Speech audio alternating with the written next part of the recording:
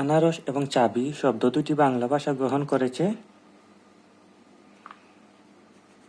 Portuguese ভাষা হতে। শুদ্ধ বানান কোনটি? এখানে মুমূর্ষু এই বানানটি শুদ্ধ। প্রথম এবং শেষে রসৌকার থাকবে এবং মধ্যখানে দীর্ঘ উকার হবে। গুরুচণ্ডালী দোষমুক্ত কোনটি? এখানে শবদাহ গুরুচণ্ডালী দোষমুক্ত। কবর নাটকটির লেখক কে?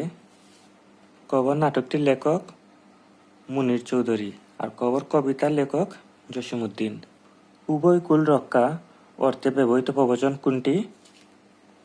সাপও মরে লাঠিও না ভাঙে। শুদ্ধ বাক্য কোনটি?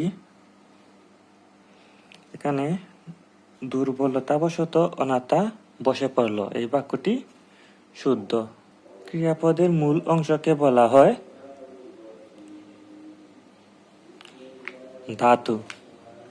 রত্নাকর শব্দটির সন্ধি বিচ্ছেদ রত্ন যোগ আকর। কোন দ্বিরুক্ত শব্দজুটি বহুবচন সংকেত করে?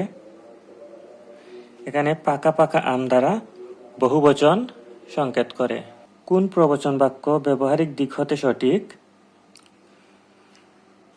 অধিক সন্ন্যাসীতে গাজন নষ্ট এই বাক্যটি ব্যবহারিক দিক দিয়েও সঠিক।